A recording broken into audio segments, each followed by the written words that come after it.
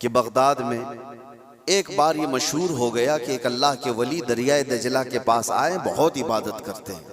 سرکار غوث پاک کو جب یہ خبر ہوئی کہ ایک کوئی بڑے ولی آئے ہیں دریائے دجلہ کے پاس عبادت کر رہے ہیں، تو آپ نے کہا اللہ کے ولیوں سے ملاقات یہ اپنے آپ میں ایک عبادت ہے، میں ان سے ملاقات ضرور کروں گا۔ تو سرکار غوث پاک بھی چلے گئے دریائے دجلہ کے پاس کہ وہ اس اللہ کے ولی سے میں ملاقات کروں۔ جب وہاں پہنچے تو پتا چلا کہ وہ صبح ہی وہاں سے رخصت ہو گئے تھے، چلے گئے تھے، غوث پاک سے ان کی ملاقات نہیں ہو پائی۔ لیکن لوگوں میں مشہور تھا، سارے لوگ دیکھ رہے تھے، وہ کنٹینیو عبادت کرتے تھے۔ تو غوث پاک رضی اللہ تعالیٰ عنہ جب لوگوں سے پوچھتے ہیں وہ عبادت کہاں کرتے تھے، لوگوں نے بتایا جو جگہ تھی وہ ریت پر جو ہے دریا کے کنارے جو ریتی پڑی ہوئی تھی اسی پر عبادت کرتے تھے۔ غوث پاک غور سے نشانیاں دیکھتے ہیں، ان کے سجدوں کے نشان تھے، ان کے ہاتھوں کے پیروں کے نشان تھے۔ آپ نے غور سے دیکھنے کے بعد پھر کہا تم لوگ جھوٹے شخص کو اللہ کا ولی سمجھ لیے ہو، وہ کہاں سے اللہ کا ولی تھا، تم لوگ کسی کو بھی ولی مان لیتے ہو۔ لوگوں نے کہا آپ نے تو دیکھا نہیں اور ایسی آپ کہہ رہے ہیں، ہم تو ان کو مسلسل عبادت کرتے ہوئے دیکھ رہے تھے، کوئی نماز قضا تو نہیں کرتے تھے۔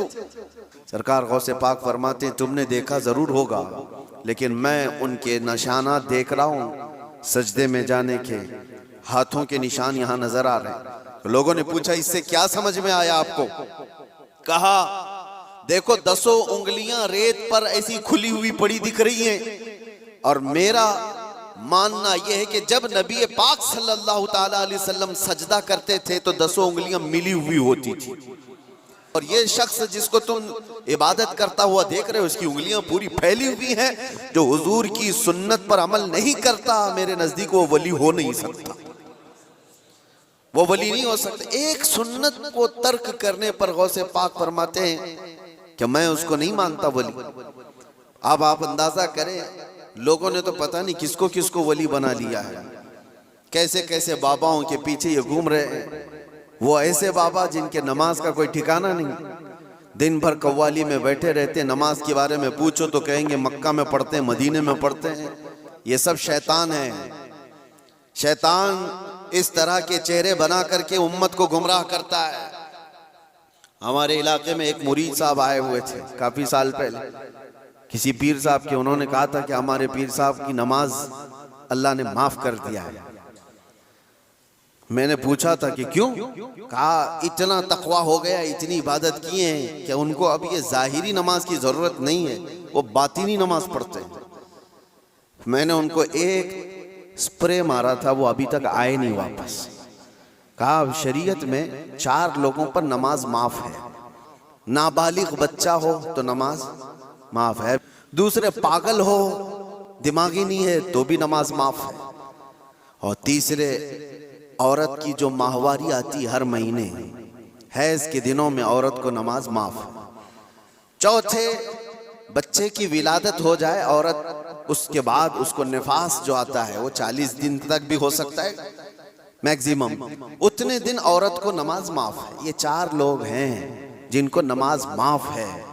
میں نے مرید صاحب سے کہا تھا پیر صاحب کو پوچھ لینا ان 4 میں آپ کیا ہو،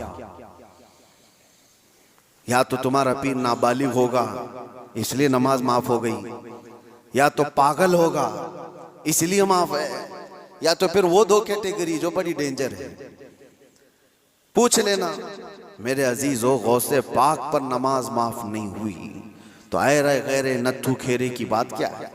سلطان الاولیاء غوث پاک رضی اللہ تعالیٰ عنہ کے ساتھ یہ ہوا تھا، آپ نماز پڑھ رہے تھے، بادل کا ٹکڑا ایک سایہ بن کر کے آپ کے اوپر طاری ہوا اور اس سے آواز آنے لگی، اے عبدالقادر میں نے تجھ پر سارے حرام کو حلال کر دیا ہے، میں نے تجھے نماز معاف کر دی ہے، تو نے اتنی عبادت کر ڈالی۔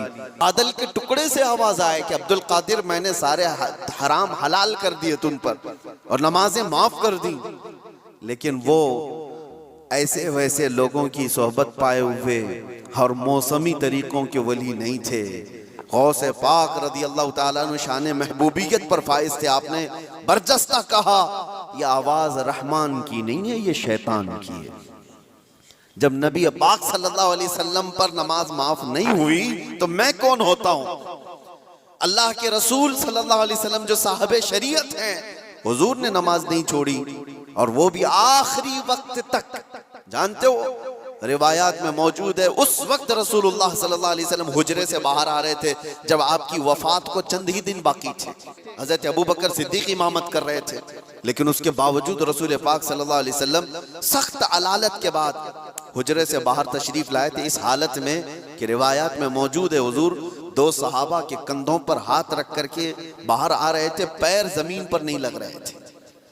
اس قدر شدت کی تکلیف کے ساتھ بھی نبی پاک صلی اللہ علیہ وسلم مسجد میں تشریف لا رہے ہیں، اور یہاں مرغ مسلم توڑتے ہوئے بیٹھے ہوئے وہ پیر کہتے ہیں کہ ہمارے لیے نماز معاف ہے۔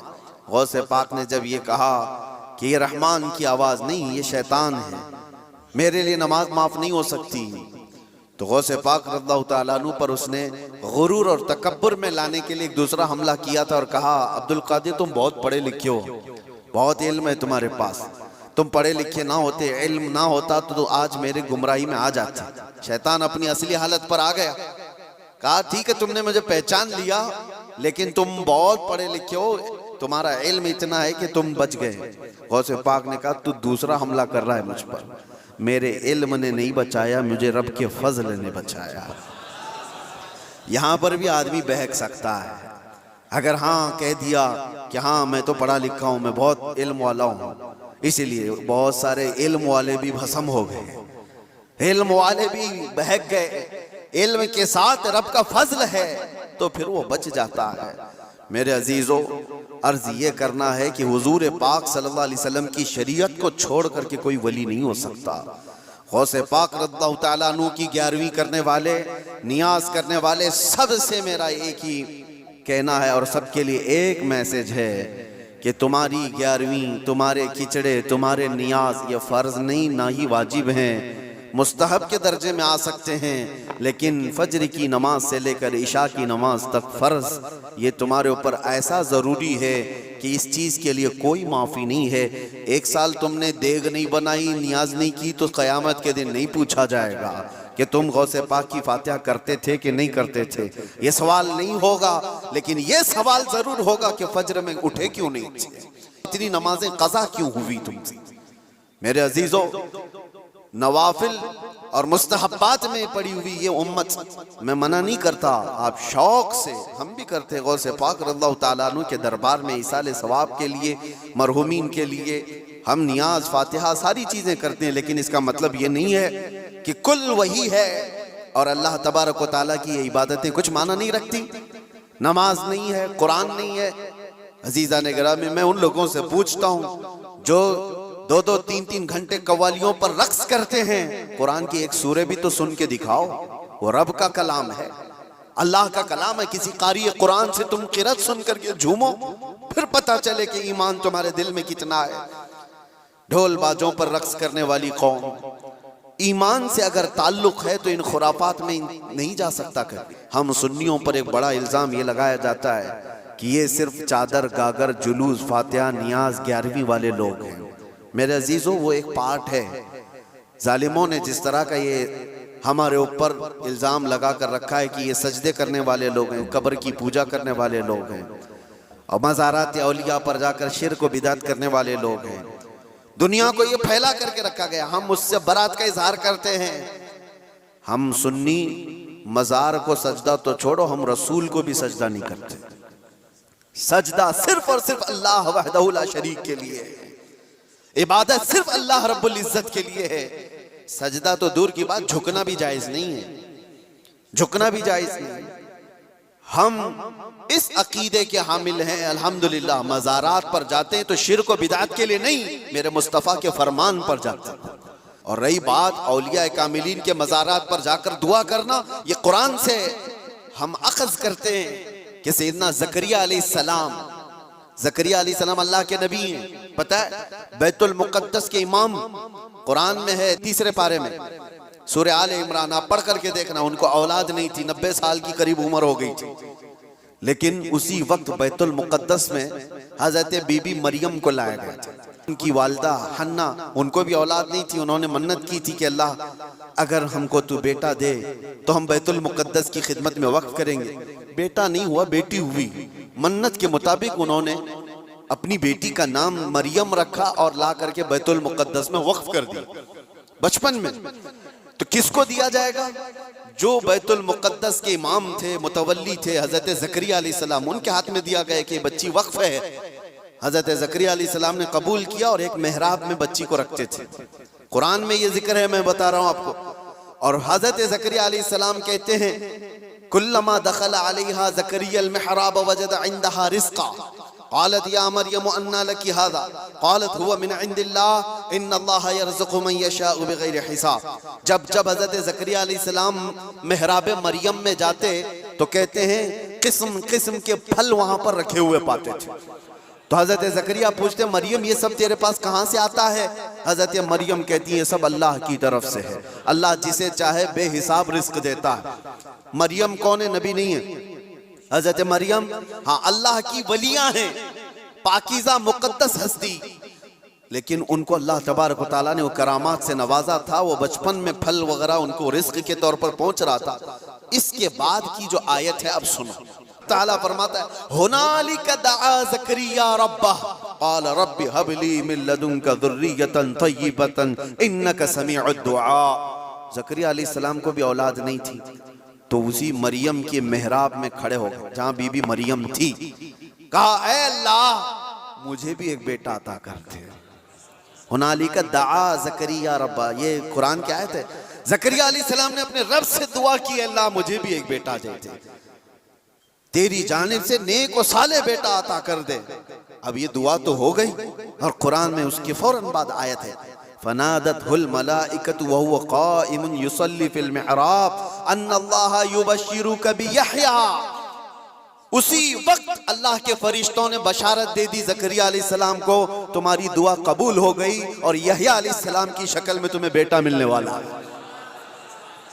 اتنی تیز دعا.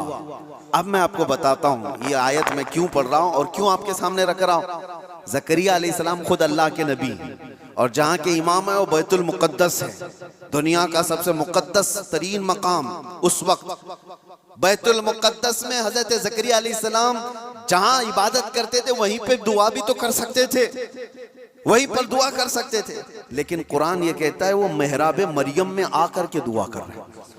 محراب مریم میں جہاں بی بی مریم بیٹھی وہاں دعا کر رہے ہیں. اس سے پتہ یہ چلتا ہے کہ اللہ کے صالح بندے جہاں ہوتے ہیں وہاں سے دعائیں قبول ہوتی ہیں. اللہ کے ولی رہا کرتے ہیں وہاں سے جب نبی کی دعا قبول ہوتی ہے تو پھر امتی کی کیوں نہیں قبول ہوتی؟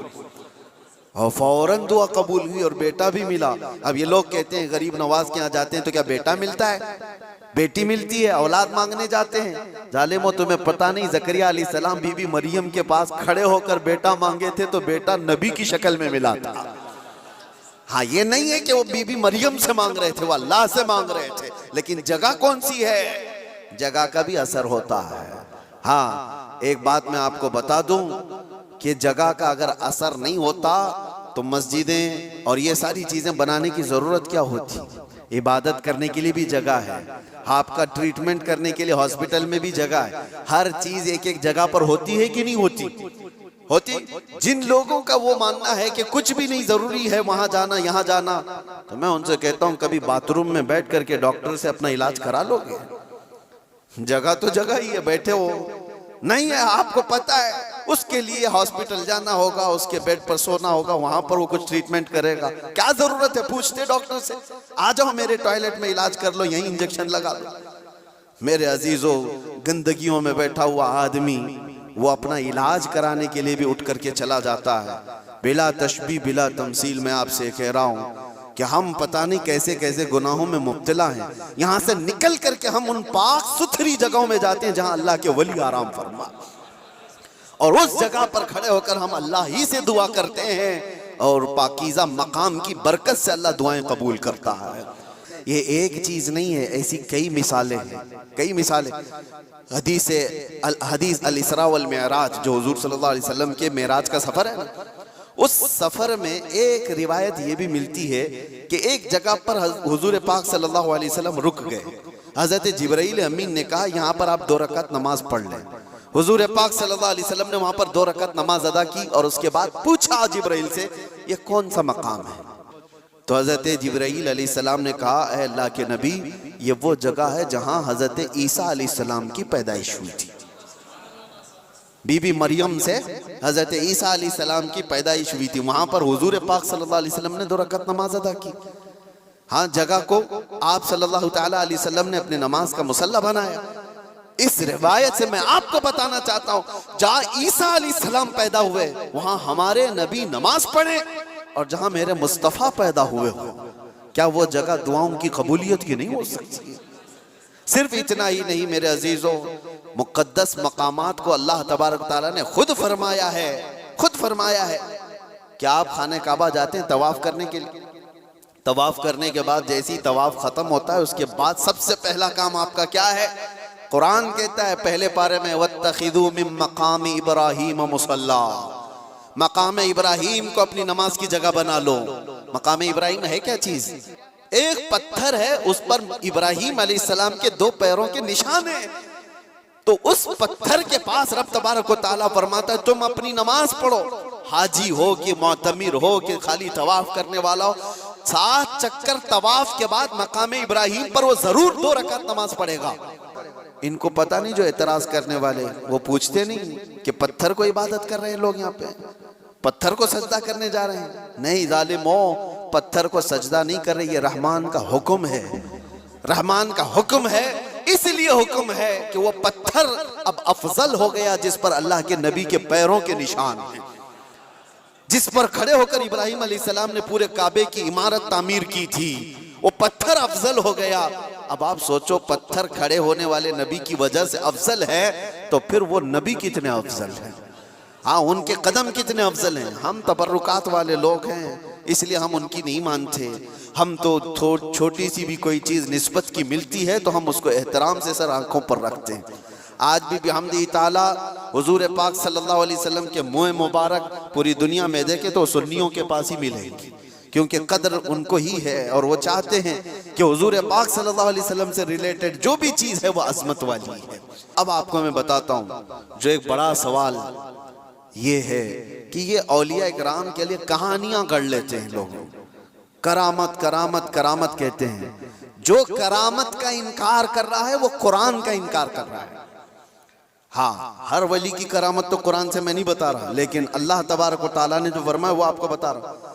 اب چند باتیں میں سرکار غوث پاک کی بتا کر اس اعتراض کا جواب دیتا ہوں۔ سلطان الاولیاء غوث پاک رضی اللہ تعالیٰ عنہ کی بارگاہ میں ایک عورت آئی اپنے بچے کو لے کر، کہا کہ اس کو اپنے پاس رکھ لیجئے، آپ نے قبول کر لیا، بچہ تربیت میں آ گیا۔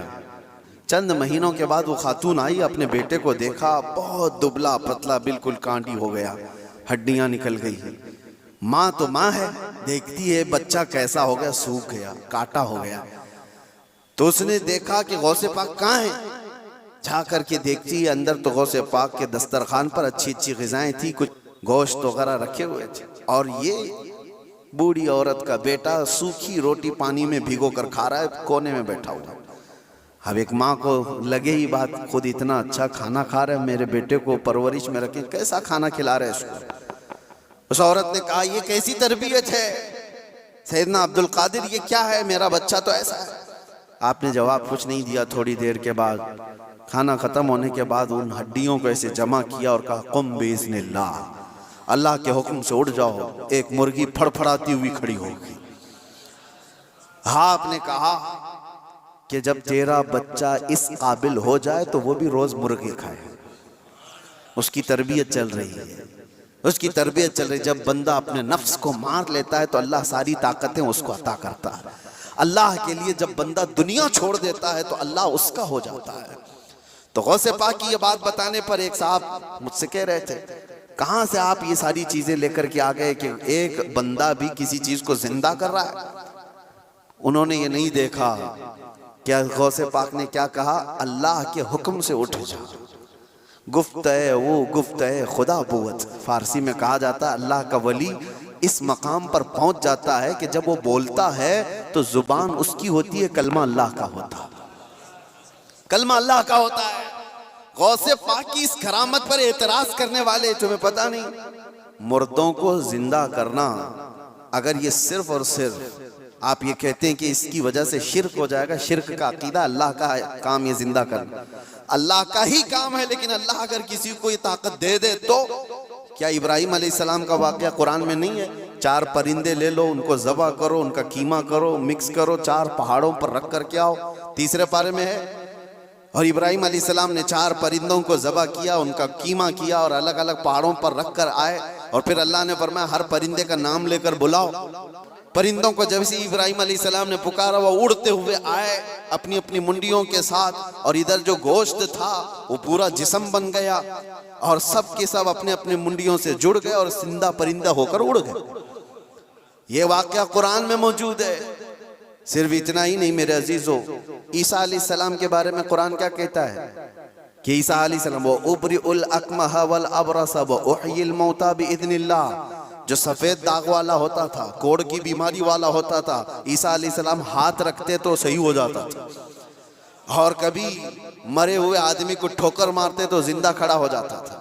مٹی کے پرندے بناتے, پھونک مارتے, وہ اڑنے لگ جاتے تھے. یہ ادھر ادھر کی کتابوں کی بات نہیں کر رہا ہوں, قرآن کی بات کر رہا ہوں. قرآن میں موجود ہے. اللہ کے نبیوں کو اللہ نے یہ طاقت عطا کی تھی. میرے عزیزو, غوث پاک رضی اللہ تعالیٰ عنہ کی اس کرامت پر اعتراض کرنے والے وہ صرف ظاہر کو دیکھتے ہیں.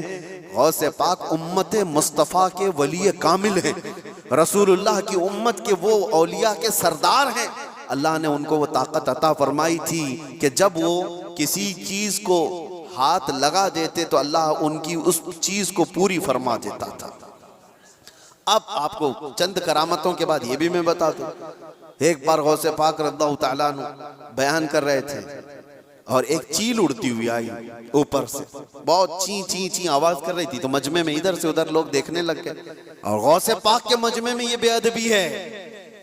حضور غوث پاک خطبہ دے رہے ہوں اور ادھر ادھر کوئی چہرے اٹھائے تو آپ نے صرف اور صرف گھور کر کے اس چیل کو دیکھا, اس کی منڈی الگ اور دھڑ الگ گر گئی, وہ مر کے تڑپنے لگی, ختم ہو گئی. آپ کا خطبہ چلتا رہا, اب کوئی گردن اٹھا کے دیکھتا بھی نہیں تھا. سب غوث پاک کی طرف کہ وہ نگاہ جلال جو چیل پر پڑی تھی کہیں اور بھی نہ پڑ جائے. سب کا انہماک توجہ کے بعد جب غوث پاک کا خطبہ ختم ہوا تو ایسا نہیں کہ آپ اس چیل کے پاس گئے, اس کے منہ کو اٹھایا, اس کے دھڑ سے لگایا, کہا قم بِإِذْنِ اللہ, اللہ کے حکم سے اڑ جا. وہ چیل پھر سے زندہ اڑتی چلی گئی. یہ کرامات کے باب میں ہے. یہ کرامات, اس کو کیا کہتے ہیں؟ کرامت معجزے کا پرتو ہے. اللہ کے ولی کے ہاتھ سے ایسا کام جو عام آدمی نہیں کر سکتا, اور یہ خصوصی طاقت اللہ تعالیٰ نے اپنے بندوں میں ان اولیاء کو دی ہے جو متقی اور پرہیزگار ہوتے ہیں. ہاں یہ قرآن سے میں نے بتایا ہے, لفاظی نہیں ہے. جو کہتے کہانیاں ہیں, وہ قرآن بھی تو پڑھ کر کے دیکھ لیں. قرآن پڑھنے کے بعد انہیں سمجھ میں آ جائے گا کہ ولی کی طاقت کیا ہوتی ہے, ولی کی کرامت کیا ہوتی ہے. کرامتوں کا منکر یہ قرآن کا منکر ہے. اللہ ان کو ہدایت عطا فرمائے اور ہمیں ہمیشہ اولیاء کے قدموں سے وابستہ رکھے.